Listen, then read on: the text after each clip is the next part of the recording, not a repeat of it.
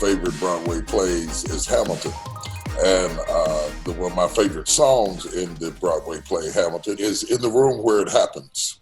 In the room where it happens. And when I served on the executive board for the Dallas Regional Chamber of Commerce and made those early 6 a.m. meetings, I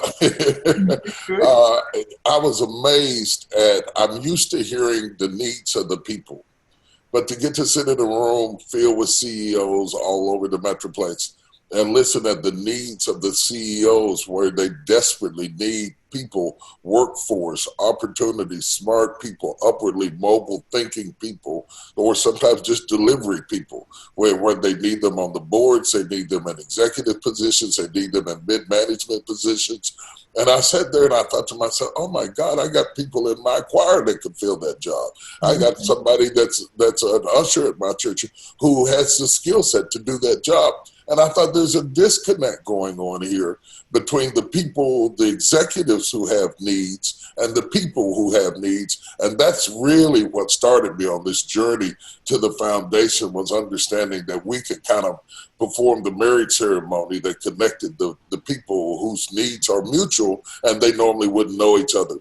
I thought, Fred, this might be a good place for you to jump in and talk about the needs of the various corporations that are based here in Dallas and how important it is that we get that knowledge and that information onto the streets of America to the people who need job opportunities. That is so good, and thank you for mentioning that. I think one of the things that I'm really excited about partnering with you and Hattie, a foundation like this is so essential to serve as that connector tissue between people. You know, I always joke, one of the things I think we need to really stay focused on this notion of inclusion and inclusive growth is we can't be the city we want to be, nor the country we want to be, leaving big swatches of our young people behind and excluding large groups of our talent behind. I always joked about, if you're a brother in America, there's one time you're going to be with other Black people, and that's at the barbershop. Right. And, so the disconnect from going from these boardroom tables where we're expressing the need of not being able to find sufficient talent, having all of this unfilled, positions, not being able to recruit enough people to move into our city. And then on Saturday mornings, going to the barbershop where we had all of these talented people who were underemployed or unemployed. And the disconnect that happens in every American city between this demand and this supply, I think, can only be filled at the level and the place where people at. We have to meet people where they exist. And that's why the T.D. Jakes Foundation to me is so important. And it's important for organizations like the Chamber and the Citizens Council. We represent 120 of the largest companies in Dallas with over 1 million employees, and we need even more employees. And so the real issue is, are you building the skills in your community that would serve for the future talent that we need? And that's why the STEAM programs, the programming, so coding, all of these things that our young people need to be exposed to early in their life.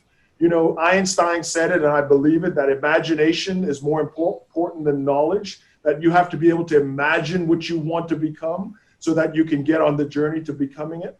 And we have spent a lot of time at the Citizens Council on this workforce development issue. We call it talent because it is not only the moral thing to do, it's not only, altruistic to do it, it's also good for business to do it.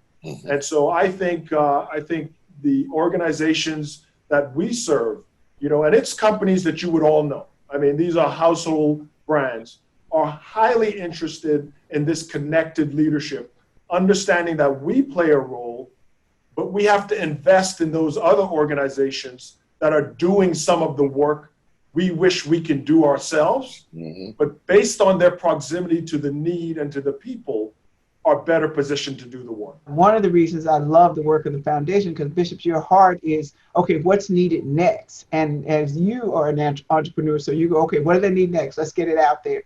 So the next piece was pulling down all of the resources around small business, the banking information.